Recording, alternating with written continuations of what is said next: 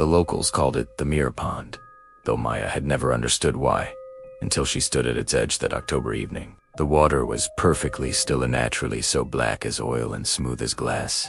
Dead trees surrounded it like skeletal fingers reaching toward a darkening sky. Maya adjusted her recording equipment, her breath forming small clouds in the cold air. As a true crime podcaster, she'd covered dozens of disappearances. But this place was different. 7 people had vanished here in 3 years. No bodies recovered, no evidence found. Just ... gone. They call it the Mirror Pond. She spoke into her microphone, her voice barely above a whisper. 7 people have vanished here in 3 years. No trace. She knelt at the water's edge, reaching her hand toward the surface. Her reflection stared back with perfect clarity. Tenet smiled. Maya wasn't smiling. She jerked her hand away, hard hammering. A trick of the fading light, she told herself. Nothing more. But her hands trembled as she packed her equipment, and she couldn't shake the feeling of being watched.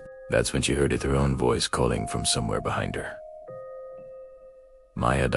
She spun around. The forest stood empty, shadows lengthening between the trees. Hello? Her voice cracked. Why did you leave me down here? The voice circled her, coming from different directions, always just out of sight. Maya grabbed her bag and ran toward her car, keys jingling in her shaking hands. Behind her, footsteps splashed through water heavy. Deliberate, but when she looked back,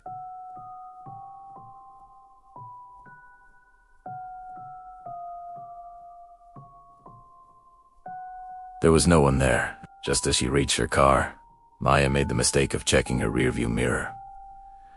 A figure stood at the pond's edge. It wore her jacket, her jeans, had her face. Water dripped from its hair and clothes, forming dark pools on the ground.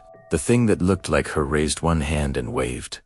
Its smile too wide, too knowing. Maya floored the accelerator and didn't look back.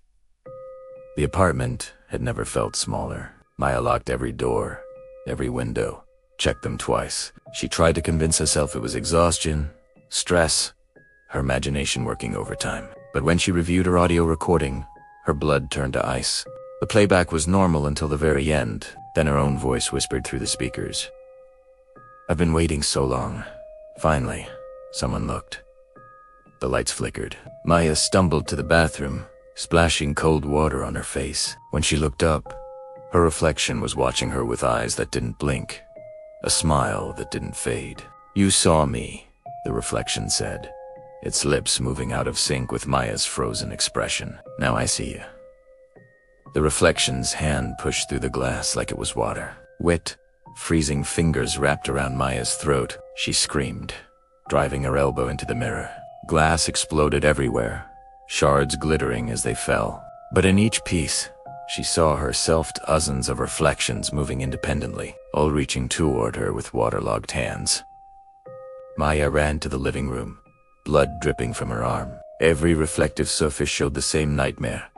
Herself drowning, hands pressed against invisible glass from the inside, mouth open in a silent scream.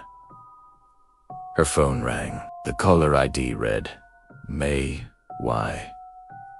With trembling fingers, she answered. The voice on the other end was hers, but wrong garbled, underwater, choking. When you looked into the pond, it looked into you. Now you're here, and I'm there.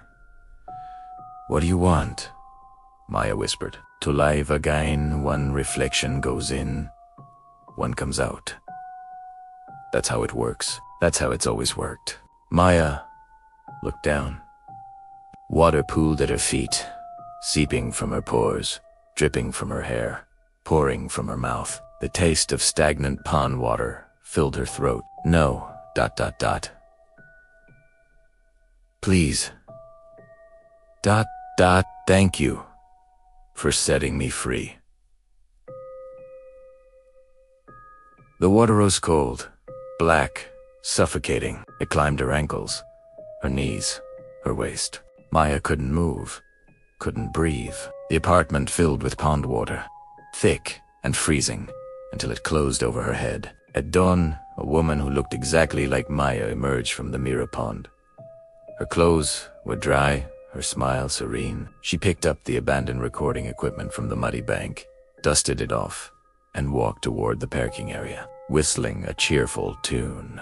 In the pond behind her, beneath the black water surface, a face appeared. Maya's face, her palms pressed against an invisible barrier, her mouth open in an endless, silent scream. The locals would add another name to their list. 8 disappearances in 3 years. And the Mira Pond waited, patient and still, for the next person who would dare to look too long at their own reflection.